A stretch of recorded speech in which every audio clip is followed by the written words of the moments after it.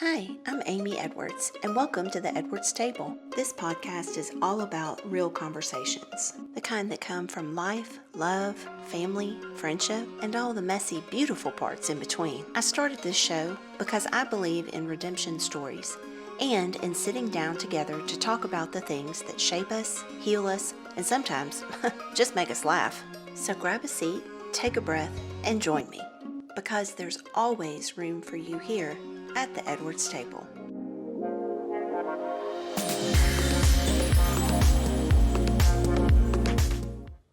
Well, hey everyone, and welcome to this week's episode of the Edwards Table. I am Amy Edwards, and I am your host for this podcast. And if you've been with us, thank you so much for joining again this week. And if you're brand new, welcome. Super glad to have you here at our table for this conversation. So season 1 of this podcast, which was launched July of 2025, started with my story. So I sat down at my actual kitchen table and told my story to my daughter, and then kicked off season 2 and have been running with that the rest of this year, which has been just kind of my whole journey of like this healing process, things that I still struggle with, what I've done in order to overcome that, and whatnot. And so as we're kind of winding down this season, if you will, and winding down this year, I know it's not calendar year, but podcast year for season 2, is just to talk about this whole concept for me, which was going from a place where I was surviving to then move into a season or a place of thriving. And I think if you've listened at all, you've probably taken away the fact that healing is not an event, it's a journey.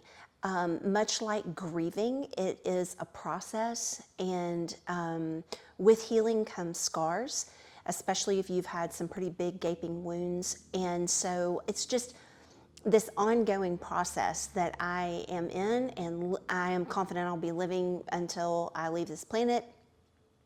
But I think part of what I'm learning along the way is that piece, right? That this is not an event. It takes time, and it takes grace, and it takes awareness, and it takes strong people around you. So there's so much that goes into the healing process. But as you move out of the real tender sore spots, if you will, of your wounds, and they are starting to heal up, and you're not having to live in this state of survival, definitely it's time to move into a state of thriving. And so I've kind of broken it out into 4 pieces, if you will. And today we're going to talk about the first one.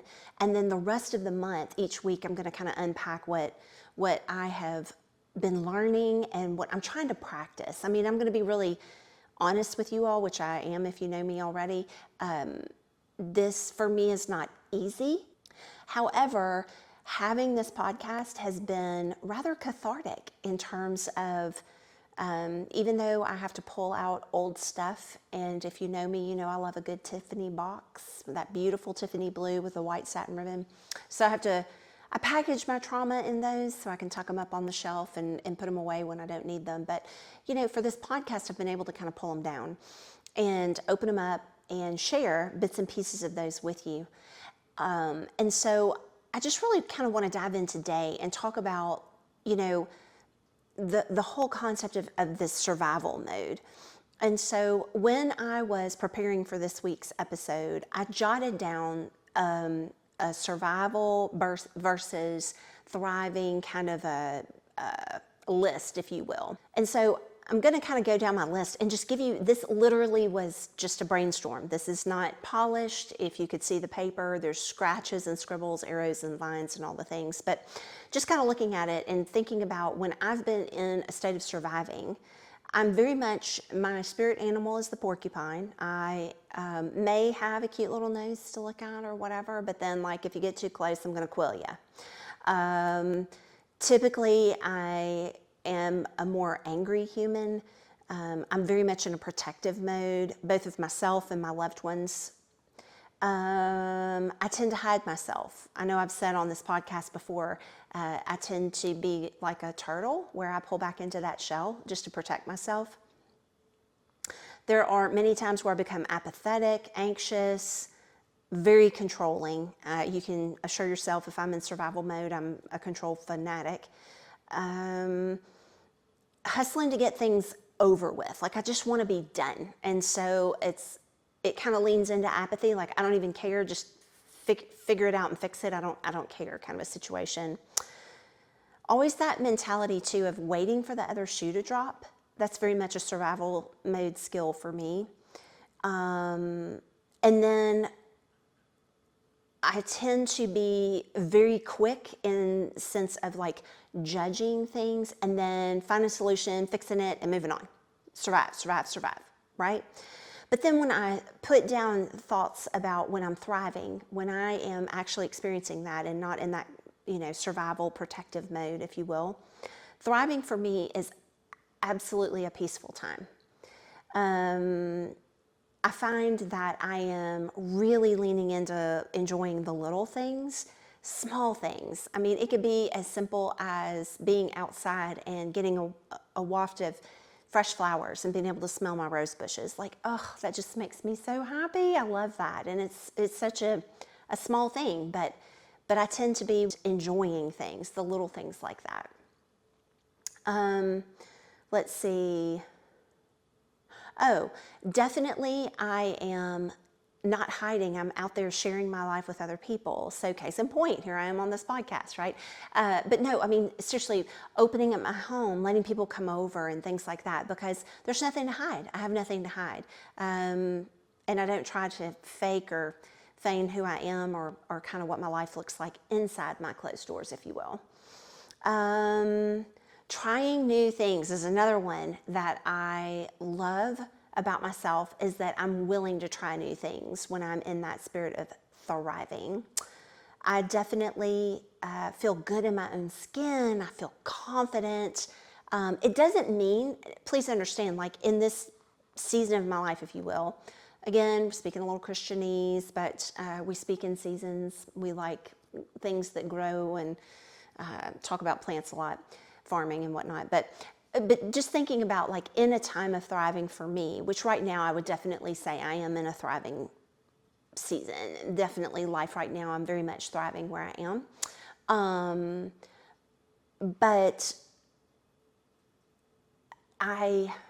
let's see, how do I want to say this? I feel comfortable in my own skin in the sense of not being overwhelmed if, there's stuff going on like gossiping or somebody says something that maybe hurts my feelings or whatever. That's not going to just take me down in a season like this. What it'll do is it may make me angry in the midst. Like I get irritated when people mistreat one another. It just, the J in me from Myers-Briggs, the justice, very strong strip of justice in my spirit. And so when I see people mistreating others or even me, like that will get me going. But it doesn't control my life. It might be a time where I sit down, I think about it, and maybe I have to vent a little bit because I get angry, but it's not something that consumes me, if you will. So that's what I'm talking about there. And then finding ways to be thankful.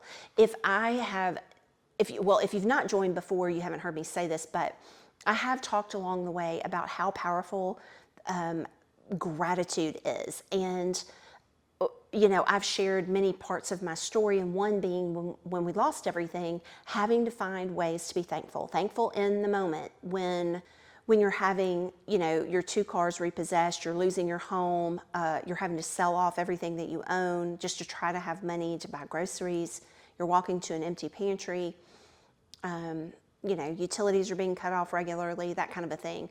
Trying to find ways to be grateful, even in those really hard situations. That is definitely a season of thriving, like being able to be sure of your situation and where you're headed, whether or not it looks like what you think it should in the moment, but you can move past the fear of it, right? And then the last thing I put down was seeing past the circumstances. So a little bit more deep of what I just said is, even though you may be in a tough spot, I mean, I definitely have been lately with some different things in my personal life, but it doesn't bog me down because I'm able to see past the here and now and know that there's a future ahead. There's light at the end of the tunnel. There is a rainbow at the end of that storm. Those kinds of thoughts and that kind of mentality. And so, you listen to this whole list of back and forth, surviving v thriving. And okay, great, Amy, so you told us, kind of what you think in terms of your own life and what that looks like. But kind of similar to figuring out when you're stuck, how do you figure out that you're in survival mode? And then how do you move into the mode of thriving? Well, hey friend, thanks for asking. Super glad you did. That's what we're going to chat about today. So for today's episode, really and truly what I want to jump into is talking about how to unload your past. So if you've heard me tell any of my story, I joke around a lot. I will say things that are cheeky or sarcastic.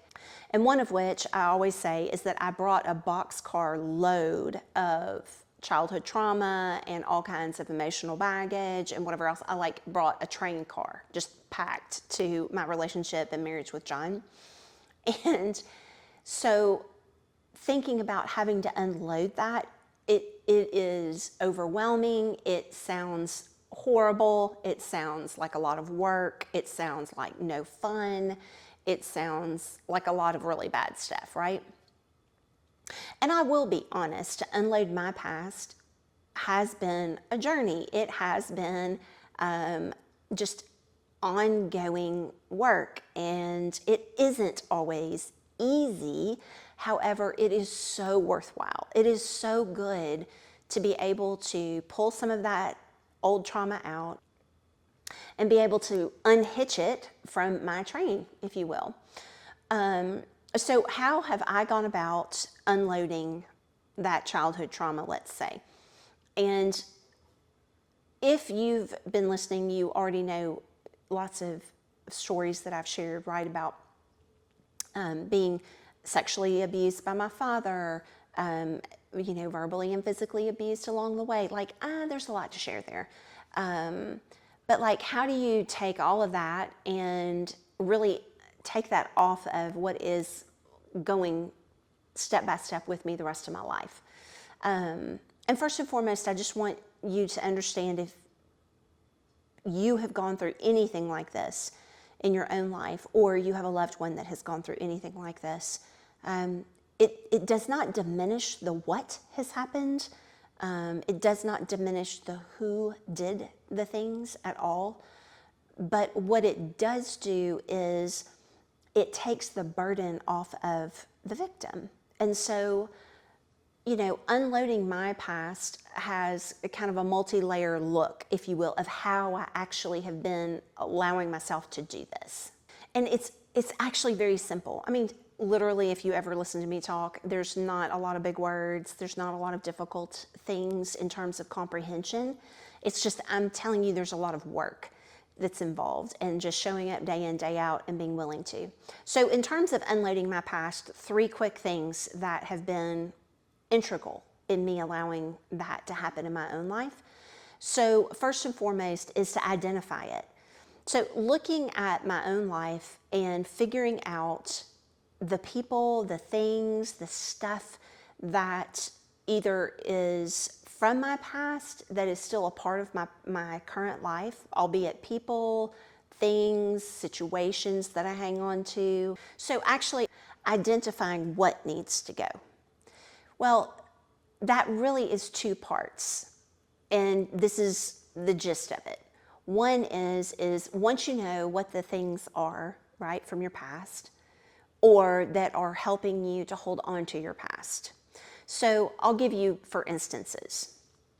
One for me would be identifying people in my life who are either behaving similarly to abusers, let's say, in my past, or are related to people who were abusive, or very good friends, or whatever else, right? So identifying those people and then figuring out if they really are holding me onto my past, like if they're tethering me there, if you will, or not. So not necessarily because somebody has a similar trait in their personality to your abuser, does that mean that they are holding you in your past. However, there are many times where that is a valid concern and a valid point. And so identifying these things is the first step, figuring those things out, right? And then, I take a sheet of paper. I'm very much a paper gal, and I would write a full list of those things that are somehow tied to my past. And then from there, then comes the question for each item, and that is this person or thing holding me to my past, like holding me back and making me stay in my past? Or is this person or is this thing moving me forward? So we've identified the people and the things, and then look at that list and give it a yes, it's helping me to move forward, or no, it's keeping me stuck in my past.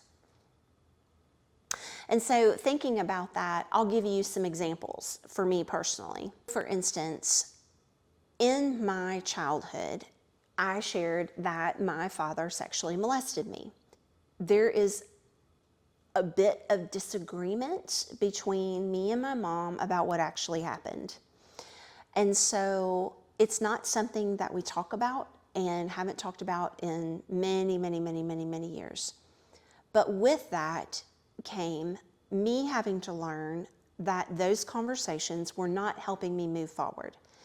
Me trying to defend what I knew to be true when it wasn't met with support did not mean that I had to say it didn't happen, and it also didn't mean that I had to continually have the conversation, right? So there's this passage in Scripture, and I'm very sad to say it just popped into my head, and so you know how I am with the handle. I can't ever remember book, chapter, and verse sometimes. I want to say it's in the book of Matthew, but please don't quote me. But it's Jesus talking and teaching, and he makes this statement about not putting your pearls before swine. Now, it sounds really harsh, like, don't be giving your crown jewels over to a pig, right? But think about that for a moment. Like, when you have a very nice piece of jewelry, you would not take it and go put it on your farm animal, right? Like, that wouldn't even make sense. One, they couldn't appreciate it. Two, knowing pigs, they would eat it. Three, it's also just a ridiculous idea. And so I think about that passage of Scripture when I'm trying to gauge like people in my life and letting go of things and whatnot. Can they even appreciate what it is I'm trying to share with them? Can they truly understand what it is? And, so for me and my mom in that situation, that it's not a conversation that makes progress in moving me to a healthy spot or moving me forward. And so what I learned along the way, and I know I've shared before, is Dr. Cloud's book, Boundaries. I read that at my therapist's request, and it just opened up my mind to the idea of creating healthy boundaries with people, also including my family. I really struggled with that. That was really a difficult thing for me to understand. And it was a difficult thing for me to do only because I'd never practiced it before. And when you're learning how to do something in your mid to late 20s, it takes time and it takes repetition and it takes failure in order to succeed. And so healthy boundaries by far is definitely one of the skills that I have learned along this healing journey in terms of protecting myself from putting my valuable pieces of me in front of people that truly can't understand or appreciate those parts, because not everything about me is meant to be out in front of every single person. So that, first and foremost for me, that's kind of a personal experience in how I've started unloading my past. I think another thing that I have worked on over these years is, after identifying this list, if you will, is truly learning how to let things go. And I will tell y'all, I typically have a death grip on conversation, literally everything, like death grip. I want to hold on to it. I want to rehash it. I want to have the conversation 4 more times in my head and then 2 more times in person, and death grip. You got to come and literally peel my fingers one by one off of something that I have a grip on. But when I had shared, over the past few weeks, I've been sharing about like being stuck and then how to learn how to move forward again, right? Well, in order to move from surviving, where I guess this is the best picture I have, because I was a trained lifeguard back in my like college days, early adult years, and it was vitally important to know how to do these different ways of rescuing people, because it wasn't that I was a lifeguard per se, it was because I helped run a summer camp and I had young babies. I had kindergarten through 2nd grade kiddos, but also we had children with special needs who could swim, but also we were going out to a lake. And so we had to all be trained in how to deal with these situations. And my training got put to use multiple times. And thinking about someone who is in water and they're shifting into this survival mode where they are panicking, where they are grabbing onto you and trying as hard as they can to hold on to you, but because they're panicking, they're hanging on you. So this is like dead weight that's pulling you under, right? And so when we were trained to be very decisive in our turning bodies away from us. So we would always have people's backs to us, and we would also have them shifted over to the right or to the left, depending on where we could pull them in, but like tucking their head close to our shoulder to where we could use our chin to kind of hold them all together, if you will. So if you're watching, you can kind of see like I've got my arm cradled, and then I can have someone's arms over my arm and their body up against mine, but their legs are split between mine. So like if they're kicking, I still can keep us afloat. And if their arms are flailing, they are in front of me instead of in my face. And so just learning these different techniques of being pulled under and how to, resituate someone's body to make sure that the danger is going away from me, but I am bringing them to safety, right? So it's just a vivid picture to me of when I am in a survival mode, I act like the drowning swimmer, where I'm panicking and their arms flailing, and potentially you're gonna get a bloody nose or a busted lip from me because I'm smacking all around, I'm kicking everywhere, whatever.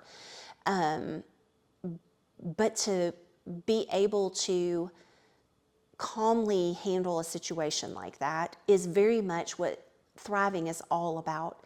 It's being able to recognize a person is drowning, right? Yourself. You can see it now.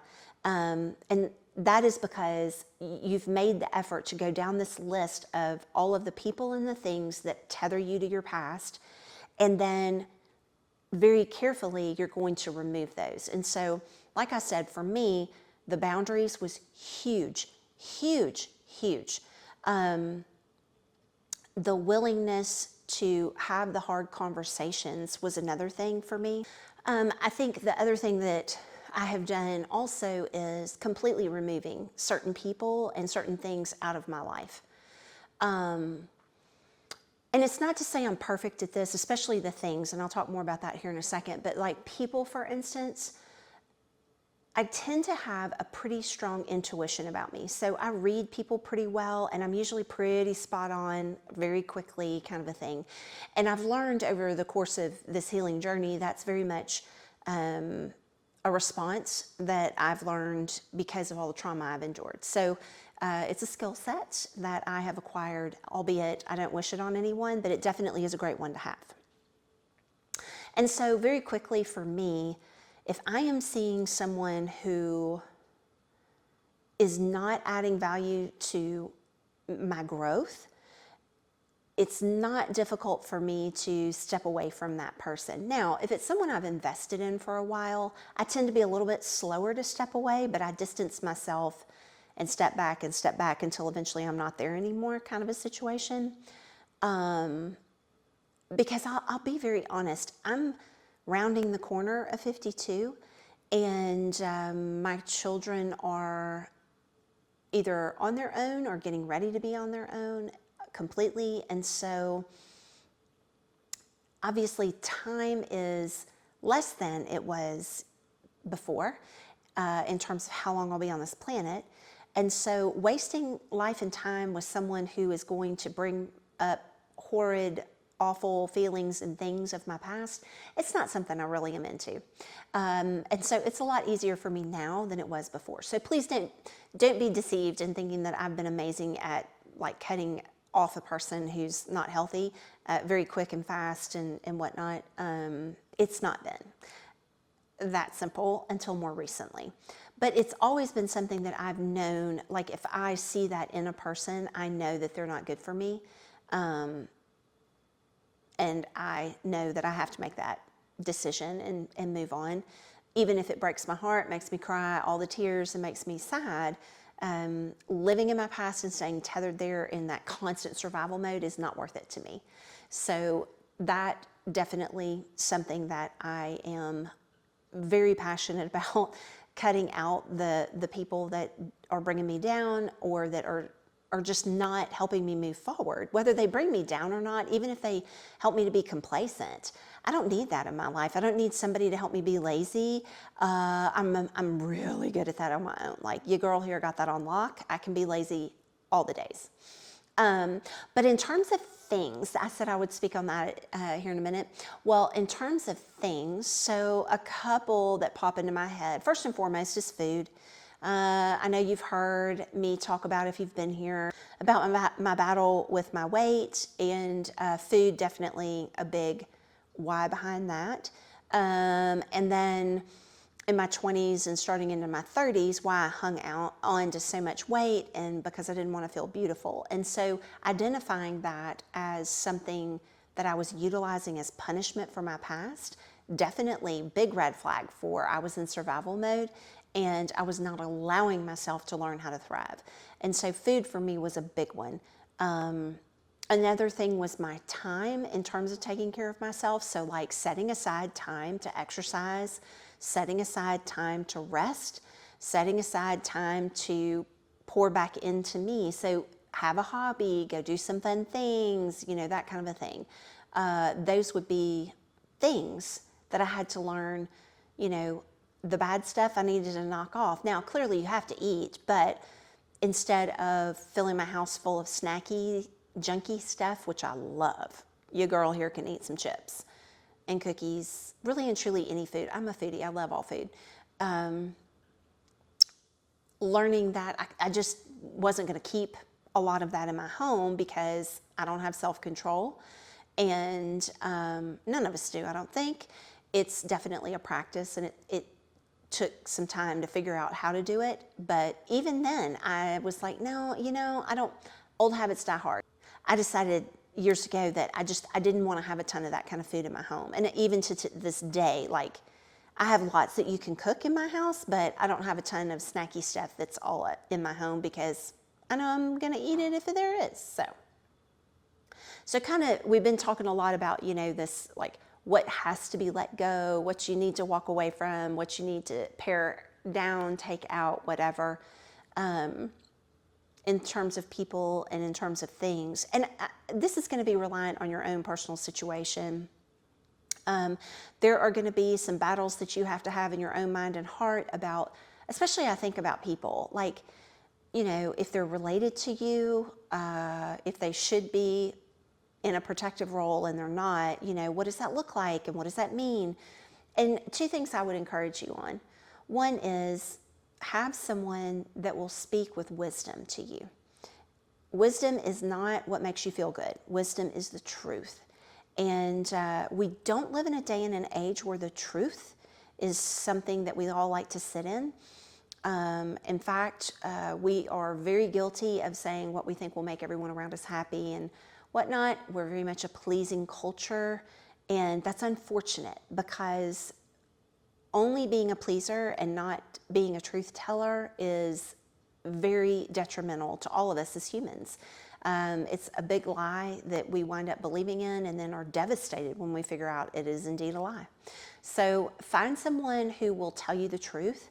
And if you don't have someone that you feel comfortable with in your own life personally, definitely I would recommend finding a therapist, because you need someone to be able to talk things out with and that are going to actually give you good feedback of how to take steps forward instead of staying stuck, or how to figure out how to move into a season of thriving. And then, as interesting as it is to say it, this is very true. So now that you've kind of gone through your list and you've checked off all the things that are holding you back, what on that list is still moving you ahead? Because it's so funny, just because it may be related to past things does not mean that it is not there and helpful in moving us forward. It sounds silly to say, but it really and truly is true. So for me, one of the things that's still around from my past was just learning to write.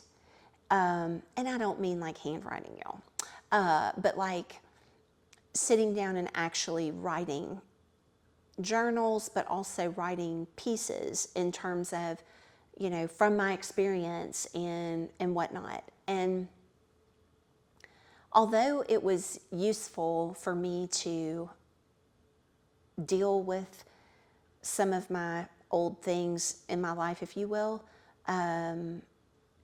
it's a powerful tool for me to use now, to be able to post for social media as I start writing again on my book,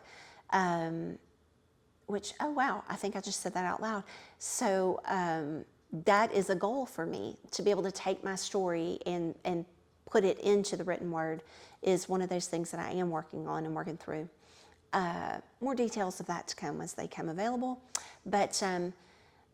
But that's a very useful skill that I have that very easily I could associate with trauma. And maybe if you haven't gone through something really hard, you're not tracking, but I'm confident if you have, you know exactly what I'm saying. Like things that maybe you did to be able to survive and whatnot of your past doesn't mean that they can't be great skills and tools and things like that you've learned. Just like reading a room. Like I'm not going to not read a room and read people and things like that because I learned that skill from having to endure what I did as a kiddo. I'm going to use that to my benefit. And so for me, it's helpful in knowing how to unload my past. And I will say this, that even though I've gone through an extensive purging of my past, there are still times where there are people that may come into my life and that will creep back in again. And I have to be cognizant of that. And so I would say it's an ongoing process, but I think at the front end of it, it's much heavier and more cumbersome because you're dealing with a lot of probably people and things in your life that are there because they feel good. It's just comfort because it's consistent. It's not comfort because it's right, and it's not comfort because it's good, and it's not comfort because it's helping you do the right things or the good things for yourself, right? It's just, it feels good because it's comfortable. I mean, that's why I held on to 125 pounds for 10 years. It's comfortable. It's easy.